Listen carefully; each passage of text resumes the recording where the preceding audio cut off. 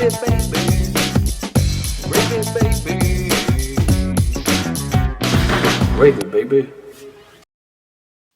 DJ Daddy Slag. No, don't. No, you didn't like it. It sounds worse when you say it like that. All right. I change. DJ Daddy Slag. DJ Daddy Slag. Okay, so just more bass in my voice. Yeah.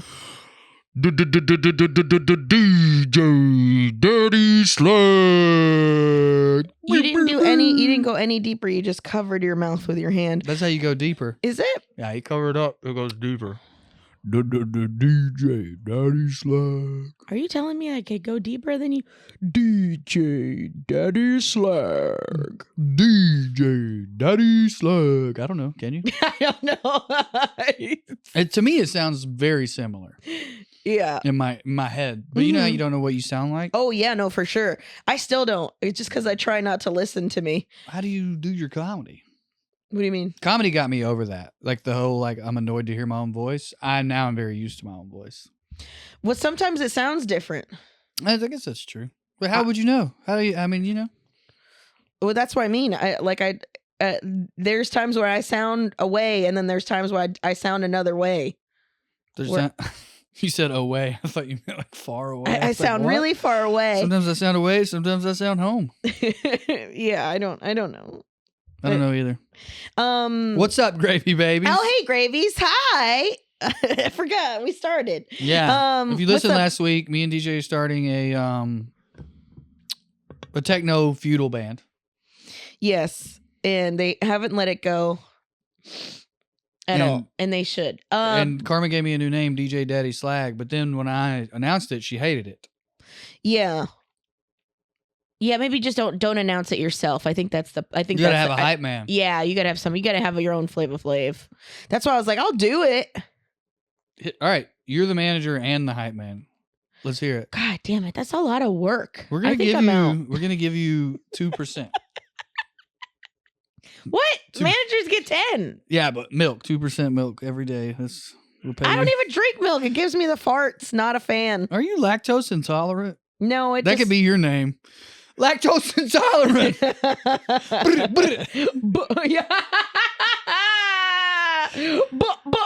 You're right. I was better at your name than I was mine. Those are the farts. That's what that is.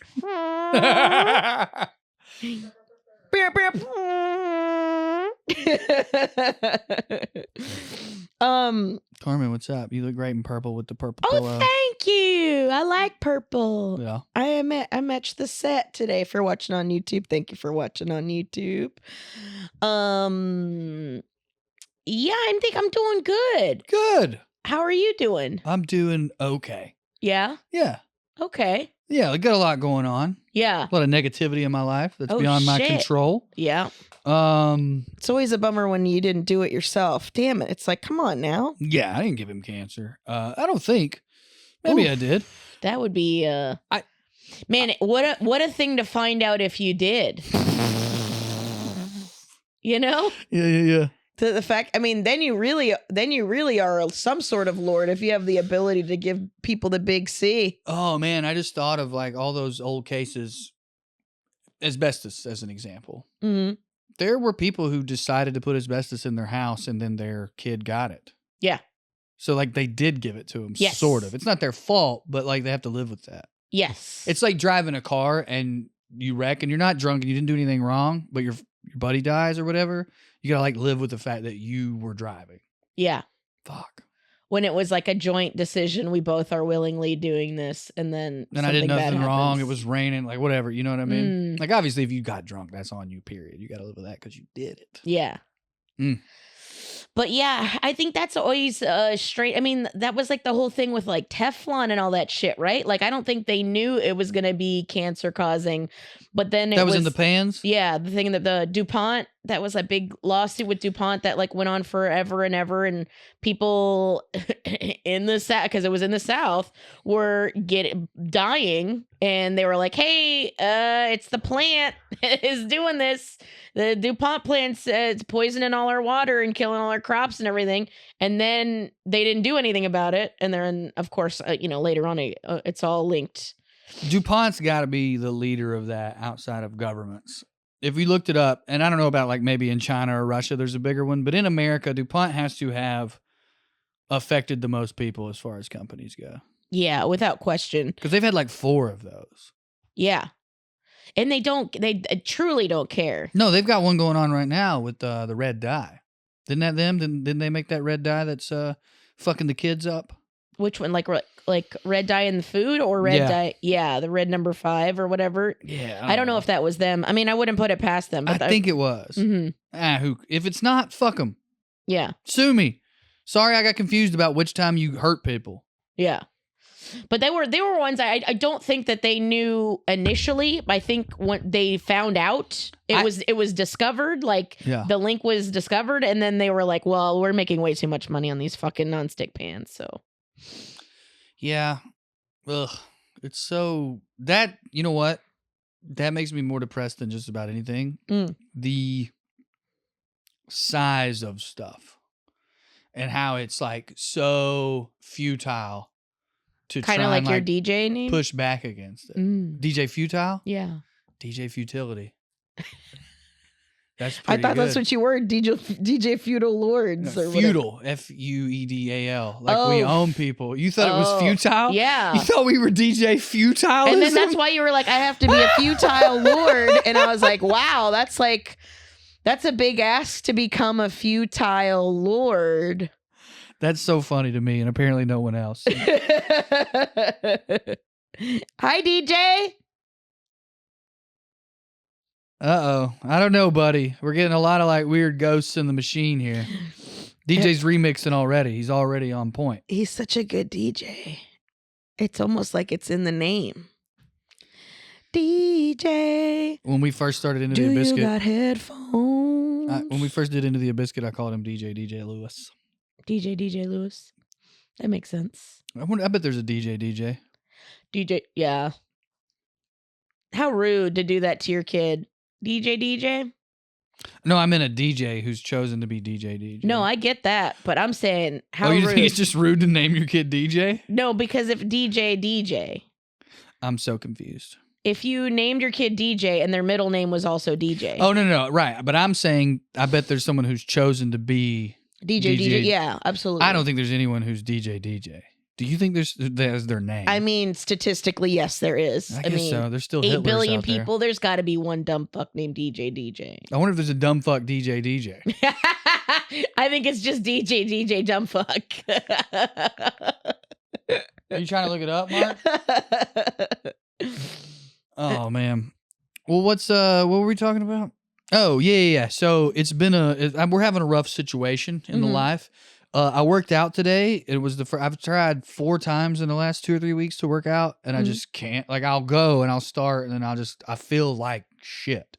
Today was the first day where I like kept going, so that's good. It's like things on the up. Feel like shit. What? Like you're already exhausted, or yeah, I'm already exhausted mentally. It's not there. I can't. Even though I forced myself to go to the gym, I can't force myself to do it.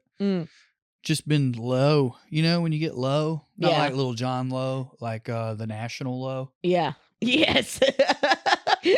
What a niche. Love that niche reference. But your arms are heavy already. I can't lift up this weight. I get it. Yeah.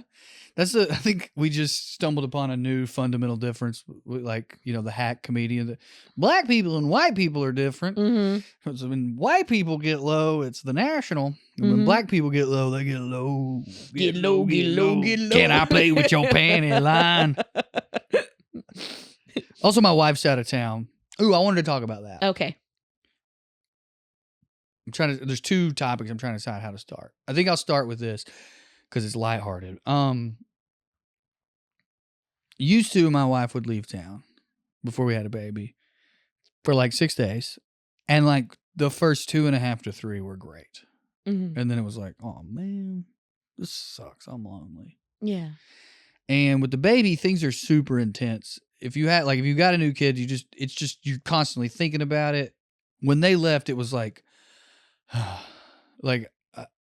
I'm not constantly. There Yeah, aren't you're not things in it. constantly being required of me, bro. It took like an hour, and I was wanting to die. Oh, come back! I was like, this is gonna be great for 2 or 3 days, and then I'm gonna be sad for a week. She's gonna be gone for 10 days. It was great for an hour, dude. And then it was It was like literally, this is an empty, desolate house. I thought, where's my family? where's the baby? Where's my baby? It was like walking around like I'm wearing shoes in the house. I'll do the dishes later when I fucking feel like it. Toilet seat up. Oh my God, I want to cut my wrists. Come back. I wonder if that's also the need. Like, I think there is something inherent in all of the weight of the intensity of being needed constantly. It rules. And then when it's taken away, it's like I'm not needed anymore. That makes me sad, I think. It's like something to live for. Yeah. It's like, that's what I said last week. When you get older, you need a dream or kids. Like, I'm not one of these people who pushes kids. If you don't want kids, don't have kids. But if you're not going to have kids, you need something, a dream. You need something or go volunteer all the time. Yeah. Something that's going to fulfill the whole God. I mean, whatever the thing is, but you just need something. Yeah, I don't think God will work because you need to be needed. If you're going to do God, make sure you volunteer at your church. You have a dream, you're not needed. But you convince yourself you are. Yeah, I was going to say that's a self. Welcome to Delusion Central. I'm your host today. DJ Delusional Drew. DJ Futile Delusions. Fuck, it's getting worse. Yeah. You're fired. I'm not coming up with these new ones. You come up with DJ Futile. That's what I thought you said. Oh, man. I don't know. DJ Daddy Slag. That's way better. All right. The other thing related to that I want to talk about, and we kind of touched on it really already, and a lot of people have had this conversation, but I think it'd be interesting for us to have it, and I think you'll have some insights into it. I'll try. Let's talk about codependency. And let's talk about love. Okay. And let's talk about how there's definitely some overlap. There's definitely like part of, I think, being in love with someone and being in a relationship with them, to me, is being very vulnerable. Sure. It's part of why it's scary. Sure. You're letting them in. You're letting them see you. But to me, there's a real overlap when I hear people talking about unhealthy versions of codependency of like, we do need people. Where's the line? I guess that's the ultimate question, or like the through line of this discussion. Where's the line between like allowing yourself to need somebody and it's love and it's good and it's healthy versus like needing somebody to the point that it's a codependency situation? Well, I think when it's not healthy, I think you just kind of stuff. Like if you were incapable of doing anything without her being here, or if you were making sure that she had a horrible time because she wasn't with you. God. You know what I'm saying? That's like, we have to be like, it's like that kind of, what about, that's what makes it like the overwhelming part of it, I think. Right. But what about, I don't have to make sure that she's having a bad time. She doesn't have to make sure that I'm having a bad time. We're just straight up having a bad time. I mean, I feel like it's also different because you guys need to be codependent at the beginning of a child's life. Yeah. All right. Well, let's bring it out of me and Andy's relationship then. Let's just talk broadly. Like, sure. I've always had a hard time. Before the baby. Sure. But let's fuck me and Andy. Let's just talk about people. I've always had a hard time with some of the codependency conversation that happens online and all that. Sure. And part of that is like, you got pop psychologists painting with broad generalizations and no one really knows what they're talking about. And now we're about to do that. But part of it is like, I really feel like being codependent, just by the straight up definition of that word, is a requirement in a relationship. Co-depending on each other feels like what it means to be in a relationship. Is that dumb? I mean, in a codependent relationship, I think that the whole thing is like, you take care of yourself. Andy takes care of herself. As an example. Stop talking about us. Okay, I'll talk about me. I take care of myself. Bobby takes care of himself. Okay. But we take care of each other as well. There's a third part. That's the relationship. Yeah. When it becomes like, I can't function without you, that becomes codependent. If he can't do anything without me present, I have to be like, if it's like, I mean, just as a silly example, if it's like you have some shit that you need to do and it's just like, okay, well, I don't want to go to the store unless you come with me. Right. You know, okay, well, now I can't get my shit done because I have to be there for you to be able to do your things, which if I wasn't here, you would be able to do fine. Yeah. So it's that, I think it's that. It's like burdening someone with you as a person. Yeah. Becomes the codependent part of it where it's like there, I have friends that are in a codependent relationship. Neither one of them are happy, but they are so afraid of being alone. They would rather be unhappy and with someone. That is a codependency thing where you would rather, I'm so deathly afraid of being alone. I want to have somebody with me so that I'm not by myself. And then like, mine. Yeah. I at least have something, even if it's shitty. That's the codependency is like a lot of times how somebody like keeps people in a place. It's like a tactic to keep people there. As usual, I was just having a semantics problem, which is very spectrumy of me. But it's just like, no, we codepend on each other. Sure. What are we not supposed to depend on our spouses?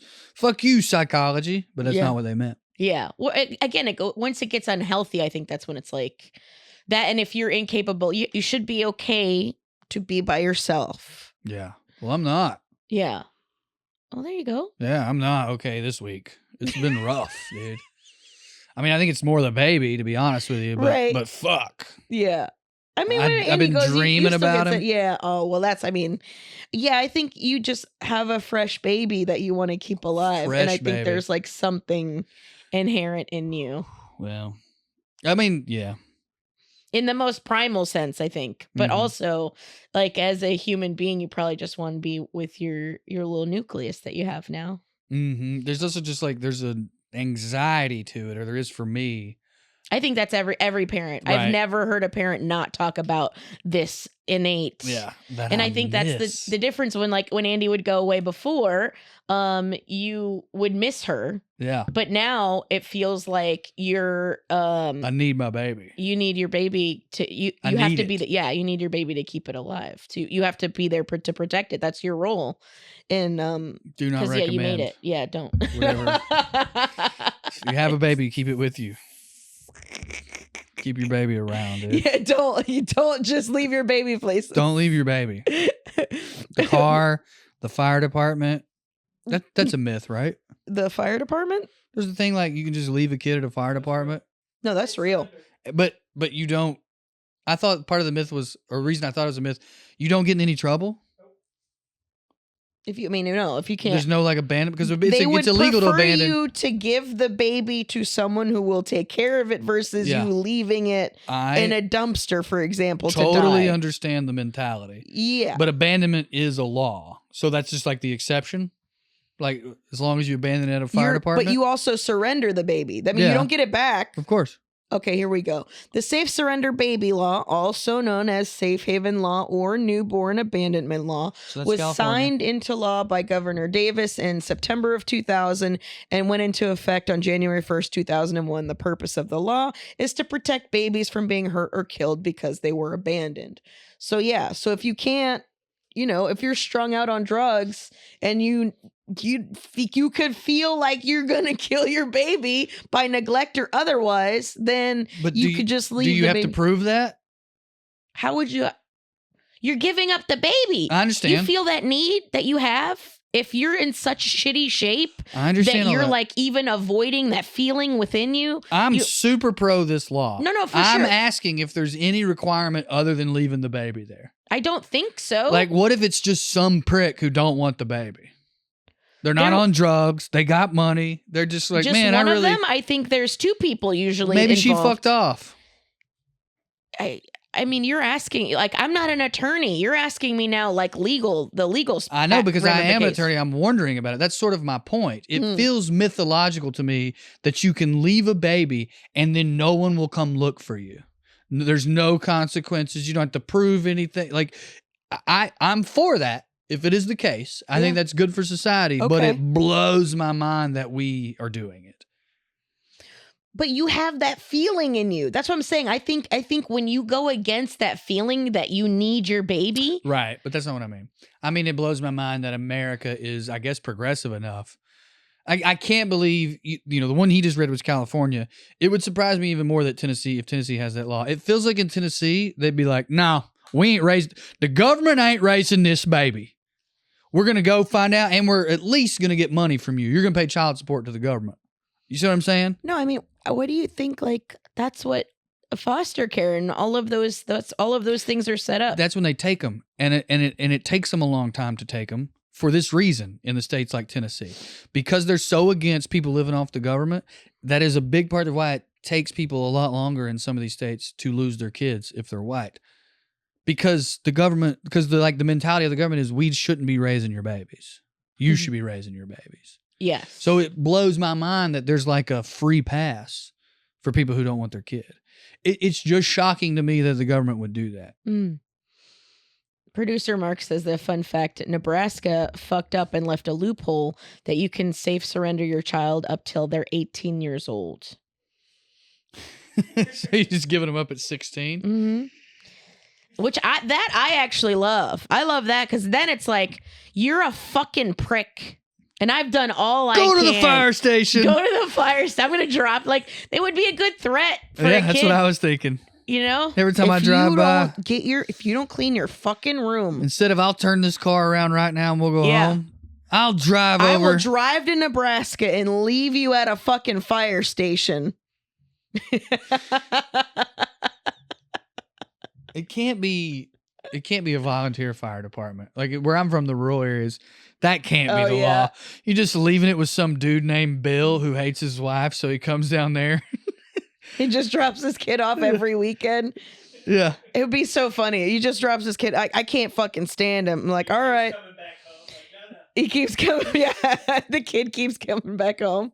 Kid ends up a fireman. It's like a Joe Dirt story. Turns it around. Love that. Pew, pew, pew. DJ. Sorry.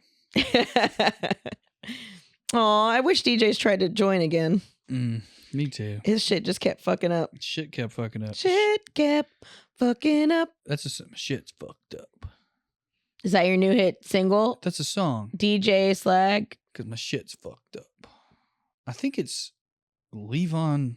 No, it's not Levon Helm. Zevon. Warren Zevon. I think Warren Zevon has a song called My Shit's Fucked Up. Jamie, pull that up. Oh my God. Please stop. I can't. Sometimes I just can't. Can we talk about that? Can we talk about how Katt Williams was on? Oh my God. I'd rather not, but sure. Joe Rogan? Oh, we'll talk about it. Oh yeah, Warren Zevon. Yes.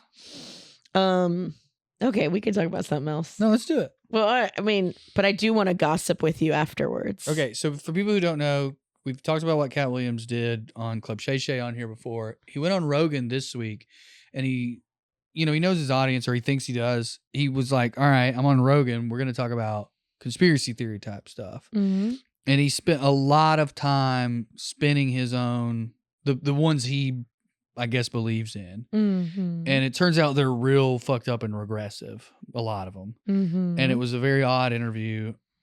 And he did that Katt Williams thing where he says things with a smile, kind of like he did the gossip, where he was like, Diddy, fucking people. And then 2 weeks later, this lawsuit comes out and you're like, holy shit. The reason Katt Williams was sitting there all smarmy is because he actually knew some shit. He had that same vibe, but he's saying shit like, and why do you think the Smurfs had Gilgamesh? And it's like, because Hollywood has a trans agenda. And you're like, what the fuck are you talking about? Yeah. But it was the same confident, arrogant Katt energy that we love him for. Yeah, it really, it shook me in a way that was... Really? Yeah, I was upset by it. Because I genuinely, like, as much as people call him crazy, I don't think he's as crazy as everybody says he is. Well, that was calculated. I think he thought Joe Rogan's audience would eat that up. And I'm sure some of them did. Sure. But I also think that some of that's in him. He's an old black man. It's that Bill Burr bit. What did you think he thought? Bill Burr does the bit about Paula Deen saying the N-word and the guy from Duck Dynasty being a racist and a Christian. Yeah. What did you think these people thought? Well, considering a lot of the other shit that he said, I didn't think that he was that regressive. I guess that's the part that was like, yeah, but it's like you got to take with Katt. It's like you got to take the medicine with the sweet. It's like, yeah, he used to have a bit about how evolution. What was the bit? Why is there still monkeys? If we came from monkeys, why is there still monkeys? And then he'd have that same like look on his face, like he just broke the world into. He's an old man. Yeah. There's gonna be every old man has something. I know, it just seemed like he was evolving. He is. But that evolution takes millions of years. Yeah, it's not but gonna be overnight. we don't individually exist for that long. So you have to evolve as much as you can the time that you're here. Of course, that's my point. But we use the point of it for me. I agree with you, but we use the word evolving when we talk about this type of stuff instead of change, specifically because it's a better metaphor because it takes so long. You can't do that overnight. But that's my point, is I'm talking about in the course of all the years that I've known of this man. Yeah. The things that have come out of his mouth. Right. With the exception of him believing in a higher power and et cetera, and like, and I do like, and I believe in an inherent good and an inherent evil in us having both of the data. I don't know if I necessarily believe in a being or whatever, but I feel like there was something either implanted in us or whatever that we know the both. It feels different, but doing good things and doing bad things both feel different as a person who's done both things. So it's like, I think those don't, and I wasn't raised Christian, like, so I didn't have it from a book. It was just inherent. This feels good. This feels bad. For me, the thing that made the most sense was balance. Yeah. So if I did something that was fucked up, I have to pay for that. For me, like their service has to be paid for that. Let me ask you this. Soul-wise. Are you more disappointed or is it equal? That, and for those of you who don't know, to give some context, what he was saying is that Hollywood worships Baphomet, which is just sort of a fancy way of saying Satan. But Baphomet specifically in, I want to say old Jewish, I don't know if Katt said all this. This is just something I know. In old Jewish texts, there's an argument to be made that Baphomet fucked around with non-binary type shit. So Katt was making this point of like Hollywood worships Baphomet. That's why they're very pro on the trans agenda. Are you more disappointed or equally with the politics or the insanity of like the Baphomet shit? Yeah, I guess that. Because the second one? Then the same thing could be said about angels. Yeah. Are angels men or women? Well, my whole life I was told that angels were neither or both. But I'm asking you, So what's like more shocking? The fact that his views on trans people seem to be pretty regressive, or the fact that he believes in Baphomet, like the existence seemingly? Yeah, I mean, yeah, I guess. I mean, but he likes old text. So sure, I mean, I could cite it but again, if you're believing it, that's different, because it's like I like I could quote the bad guy in fucking Beowulf and then be like, well, that's why. It's the trans thing that's bothering you the more. I mean, that was a huge part of it. Yeah. Yeah. Because they've existed. It's not a new thing. It's been around since before fucking Hollywood. Yeah. So it's like it's just bizarre. I think it was just I didn't know he would like. I knew he would like. I knew there were things that he thought that I thought were wild, but it was just disappointing. It certainly was disappointing, but it didn't surprise me. It was disappointing, and I also thought he was going to have the fucking stones because he talked shit about Joe on Shay Shay. Yeah, but that's because Joe didn't want it. I believe it's just because Joe didn't bring it up. I don't know. He fucking opened with like, so why do black people like Newport so much? Right. He was trying to get a rise out of him. Of course, but Joe knows his job. Joe never talks about Joe. Anytime like someone references how big a platform he has, like it's my first time, and I know you got millions, he moves on. He knows that people don't want to see behind the curtain. And so part of what Joe has done for years has been like, so what's up with black people and menthols. What he's never done, as far as I know, I mean, he's had like 4, and they're famous inside his fan base, confrontations with people. He almost never has confrontations with people. Mm-hmm. Yeah. So that's just not what the show is. I mean, Katt could have forced the issue. That's what I thought. But he's not mad at Joe Rogan. No, I know he's not He mad brought at that up to make a point about what was happening with Steve Harvey, who he was mad at. Yes. So I felt like Katt was like, I got no beef with Joe Rogan. I use that as an example of a thing that happens in comedy. Yeah. I'm not mad at him for doing I think I just that. thought he was going to have more stones. I thought he was going to have more stones and not be so fucking regressive is the right word, I guess. I feel like Bill Burr, Dave Chappelle, and Katt Williams are uncles, but they're different types, and they're in various levels of self-awareness about it. I think Bill Burr is very aware that he's an uncle. Did you see his movie or any of the clips from it? Which one? The one he wrote and directed that just came out. I think it's called Old Dads. Oh, no, I didn't see it. I haven't seen it all. I've seen a bunch of enough clips from it, and then I've read enough about it that I decided I didn't want to watch it. It is all about how woke parents are annoying. Apparently, his most diehard fans are like, Jesus Christ, Bill, we get it. Mm-hmm. And a lot of people were like, well, this is what happens if you send your daughter to a private school in California. Bill needs to understand that people aren't connecting with this movie because when we take our kids to school, no one acts like this. Yeah. So that was This is like the time that fucking... This is an example of the time that Neil Brennan went on stage and started talking about how shitty women were. And I was like, oh yeah, stop fucking everyone at Erewhon. Yeah. You're just talking about a neighborhood of women. Yep. Not the rest. That's why I was like, go to Ohio, fuck a bitch named Barb. She'll push it back. You don't have to fuck a dead fish or whatever you're like. He was bitching. So I killed after him because I made fun of him for it. But Well, yeah, he was these fucking vapid women who are only into him because he's famous. yeah. Yeah, we get it. You want to use your fame to date a 10, but those types of 10s, if they're only with you because you're famous, suck. They're not going to throw it back. Exactly. So I brought it up because that to me is the example of Bill Burr's uncleism coming out. Mm. But on stage, the reason to me Bill Burr remains relevant for the most part is because he's pretty aware. He's always like, I don't read. I don't fucking read. And then what's happened with Chappelle a lot is that he's like, no, I am the most relevant. And a lot of people agree. He's still convinced he still has a solid fan base, but people are starting to fall off because they're like, why is this old dude with his old views standing there like a victim almost? Because there's still plenty of people who are old and have Sure. Again, it's the fear of change. Yeah, no, which is so weird because some of these things are not new. right. Well, it's working financially, but it's not working in the sense of anyone really paying attention. Even people who like him I don't think, maybe they do, that Dave Chappelle's like the coolest, most relevant guy. No, not anymore. I mean, not anymore. Exactly. I don't know. Katt somehow exists in this third rail of uncle. The wild card. The guy who moved away, works up north. You only see him at Christmas. And you can get him in doses and you think he's the greatest guy ever, or you get him in another dose and you think he's the worst guy ever. You see that's my theory. Yeah, I think on it. that's it. I think I just learned too much about Katt. But it's Because but it he's not shocked you. slurring that shit on stage. Like Right. that's not, It wouldn't work.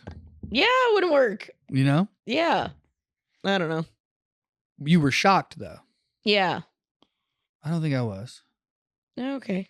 I also didn't listen to the whole 3 hours. I couldn't. Yeah, I can't.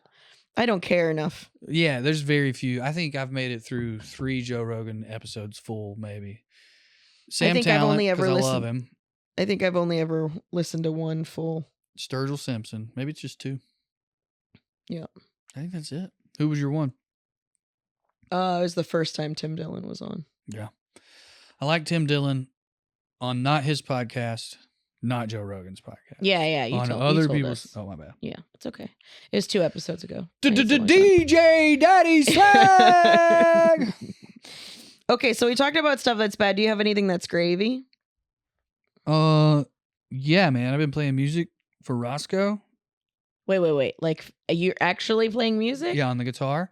Haven't played in a long time. Oh, And wow. it's been really hitting. I didn't know you knew how to play guitar.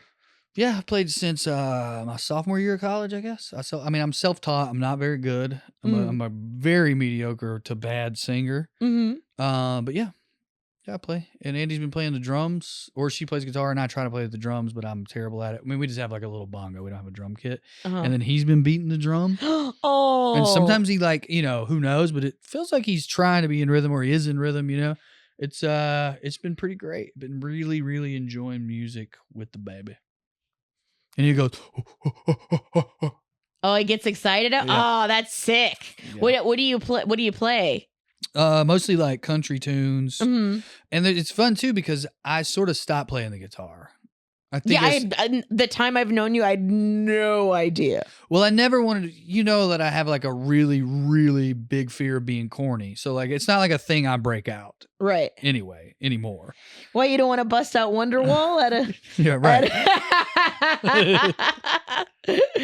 If there's anyone out there listening and they're playing the guitar, please stop playing Wonderwall in mixed functions. Yeah. I mean, the young kids probably don't play that one. There's probably like another... I was just to say, you'd probably bring it back. It'd probably be cool if you played Wonderwall now. Oh, yeah, like a Gen Zer? Yeah. But, like an Alpha? Right. B13, bust out Wonderwall. I know you meant Gen Alpha, but it's funny to think about an Alpha playing Wonderwall. Everybody shut the fuck up. I'm going to play Oasis. Today was going to be the day. Shut up. I mostly play country tunes, and it is not what I was going to say is it is nice. There's a whole slew of people I'm a fan of that I never learned how to play their songs because I kind of stopped playing, and I'm circling back on that. And just as one example, Feathered Indians by Tyler Childers, which is not my favorite Tyler song by any means. It's really easy to play. It was like fun to learn that it was easy to. I was like, oh shit. Nice. I can play Feathered Indians.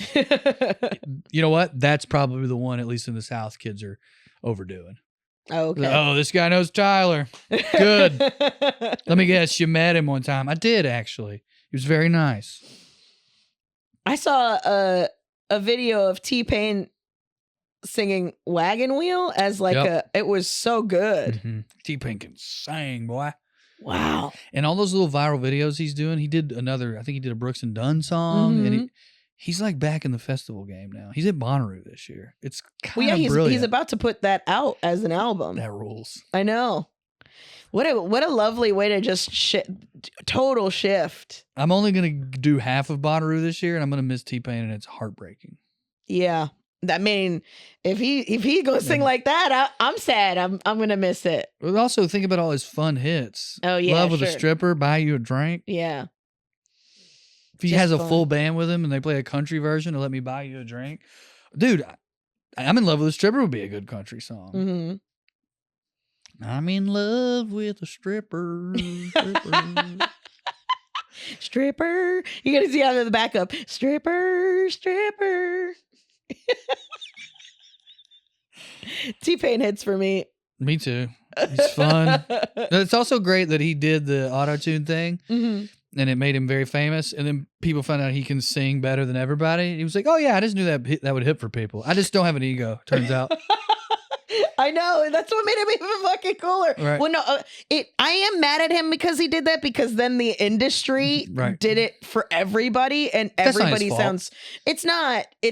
But if he hadn't have done it, yeah, it's like blaming Garth Brooks for 2000s country, which I do, but it's like, yeah, but Garth Brooks had to do Garth Brooks shit. Yeah, because they weren't giving him a shot, so he had to like fucking be the arena rock guy. I think that's part of the reason why I don't like him is I blame him for that. You don't like Garth Brooks? I don't like early 2000s country. Me either. But that's what I blame him for that. I'll send you some good stuff. Don't worry about it. I love that. I just don't want you to miss the dance. You could have missed the pain, but you'd have had to miss the dance. It might just be nostalgic for you. What? We're about to have a fight. Garth Brooks outsold the Beatles. Garth Brooks is... So what? What the fuck? Bruce Springsteen? I don't like Bruce Springsteen either. He sells a fuck ton of tickets too. I don't have to like him. No, you said it was just nostalgia for me. So the implication there was that I am wrong about Garth Brooks and the world is with you. No, so if you, that's not what I'm saying. Okay. I'm saying you can hate Garth Brooks. Yeah. I got the sense you were acting like, all right, Drew, I think you're misremembering how good Garth Brooks was. Like, bitch, no, I'm not. I got friends in low places. I'll call them right now. Look at that. Fucking the tractor champion of New York likes Garth Brooks. We'll say that. I mean, I'm certain he's fine.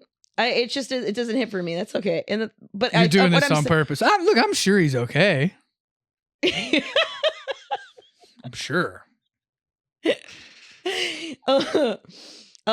could take this argument and shove it. That's not him. I know that. Okay. Not even close. I know that's not him. There's like 8 years between that. No, I know. My only thing was I was saying I think part of the reason I didn't like dive into him was because I blamed him for early 2000s country. Well, and he is arena rock. You know, it's just like he invented it. Him and Shania, arena rock country. Yeah, but I liked Shania. Yeah, I mean, who wouldn't?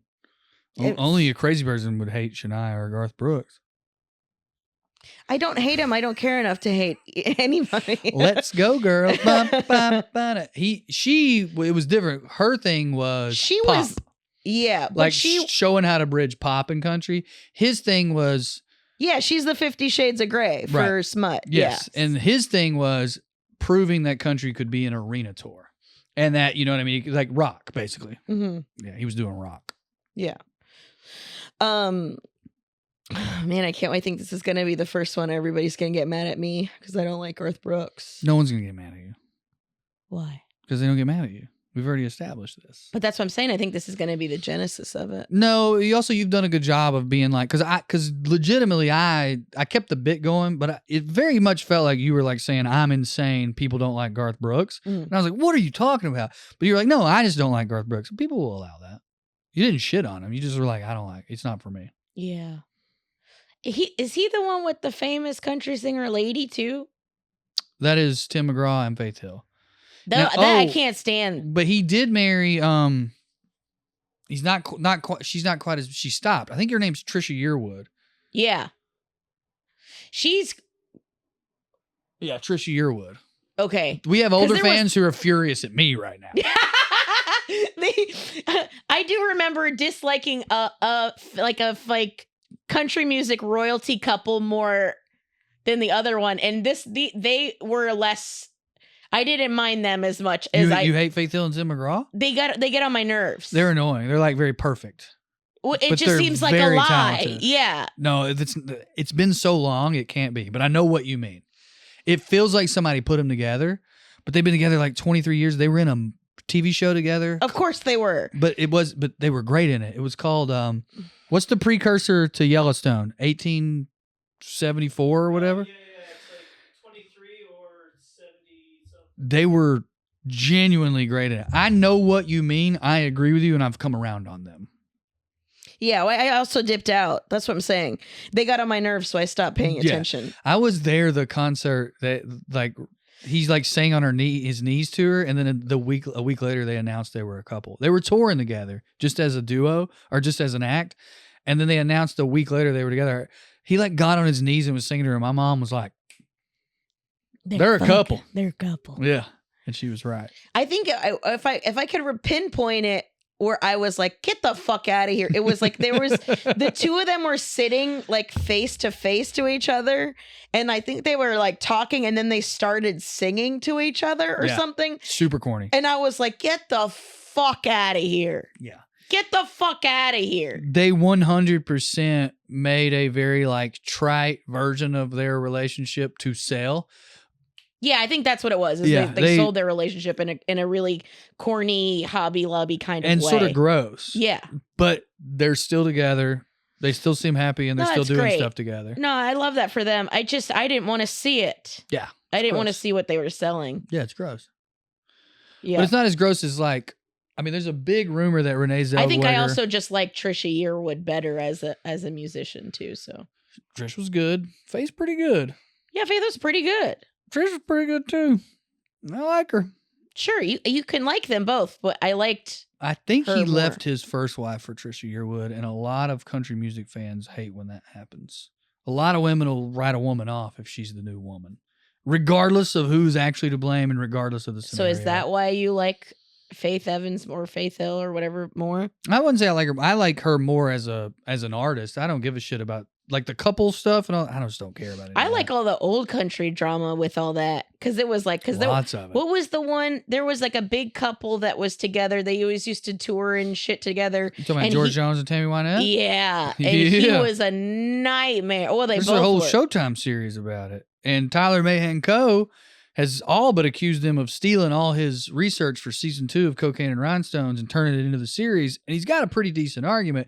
The counter argument to that legally is, well, you can't own research. But yeah, Michael Shannon plays him. Really? Yeah. Does he do a good job? He does a pretty good job. I don't know why it flopped. I don't know why. I think it's because the people who love George Jones didn't want a dark, grimy bio. They wanted to love him. Yeah. And then everyone else didn't give a fuck. Yeah. You know what I mean? Mm. And a lot of the people who loved him are dead. Yeah, he's old. Yeah.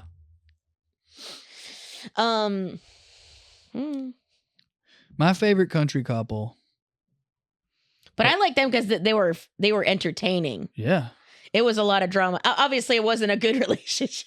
George and Tammy. No, they were like, dude, they were like Biggie and Lil' Kim. Yeah. Or Biggie and Lil' Kim and then Faith Evans. Oh, they had a few Faith Evanses. Well, he was married to Faith. Lil' Kim was who he cheated on her with. I know. I'm saying George and Tammy had a version of that. I just don't remember it right now. Yeah. I hate Gwen Stefani and Blake Shelton. That's if they count as a country couple, I fucking hate all of that. What is country about Gwen Stefani? Well, she's on The Voice with him. Yeah, it's just a work husband. No, they're literally together. No, I know, but I'm saying you work with somebody long enough. I mean, it didn't start off that way. I'll tell you what. I think it's just that, I got to look at you for fucking 6 hours. I'm not mad that they're together. They're the most annoying to me. Oh, why? Because do they act? See, I don't watch that shit. I don't either, but he's annoying. He's entertaining. So it's him. You just don't like him. I don't like her either. Oh, okay. And I think being on that ruined both of them for me. I found them both like entertaining and cool. I thought No Doubt ruled. And now like it's like an overexposure thing. I was like, oh, it turns out you guys suck. Yeah. Yeah, I do this thing where I dissociate so I can still enjoy someone. Yeah, I do that. They weren't worth it to me, but I know what you mean. Yeah, for like Gwen, because Gwen was a huge part of he was a huge, yeah, big influence. I do that for Katt. Yeah. Just realized. I absolutely am just like, yeah. As long as he doesn't do anything purely evil. Yeah. I'm like, yeah, old man has regressive old man thoughts. Can't wait to hear what he says about the re-election of Donald Trump, though. Yeah. Man, that's like a super concerning thing is so many comedians are like, I'm voting for him. Fuck it. And like, I'm people with platforms. I haven't heard people saying that. Oh. I've heard people say they're going to vote for RFK or JFK Jr. or what's his name? RFK. I've heard people say they're going to vote for RFK Jr. and I'm very fine with that. I hope Theo Von keeps pimping RFK Jr. I hope Tim Dillon keeps pimping RFK Jr. because it'll take votes away from Trump. Mm-hmm. Yeah. But people keep saying, like, he's not even getting enough. I mean, I hope that gets him enough press where that genuinely makes a difference. But who's saying they're going to vote for Trump? I don't care. Who's doing that? I didn't see it. Multiple people. Really? Yeah. It's like to a concerning point. Can you?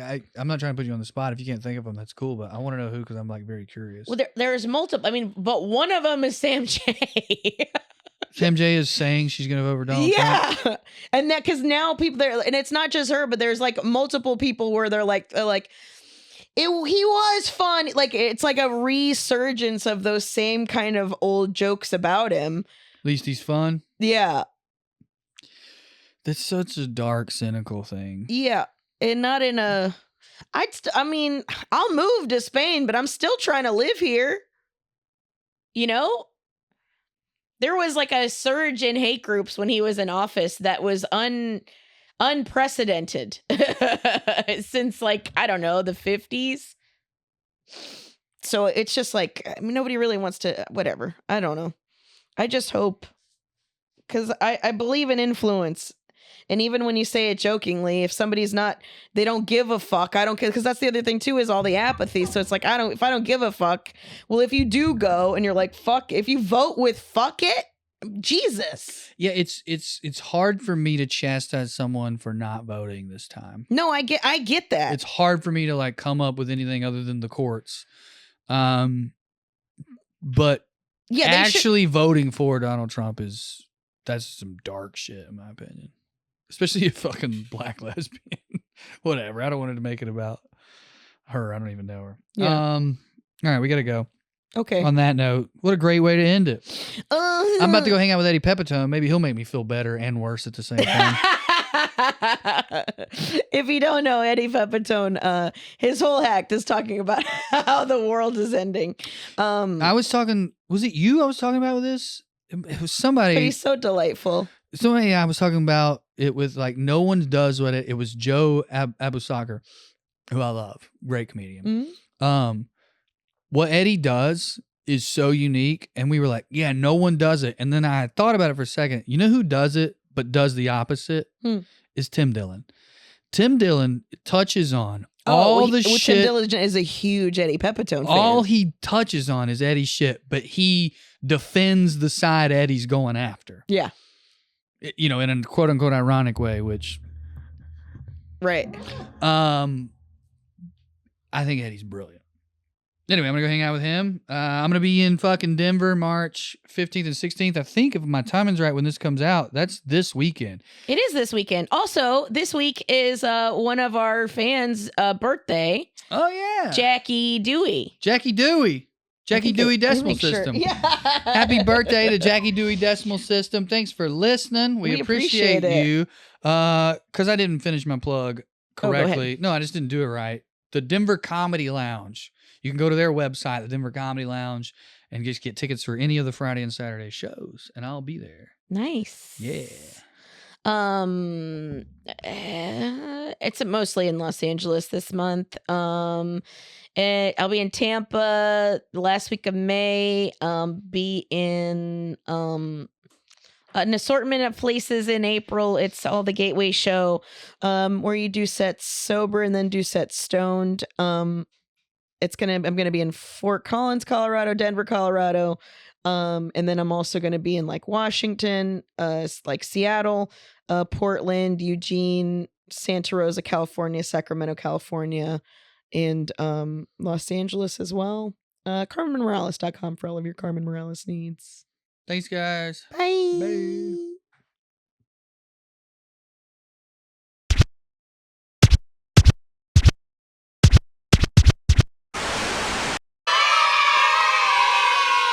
You could stick a whole ribeye in one of your back pockets. Like,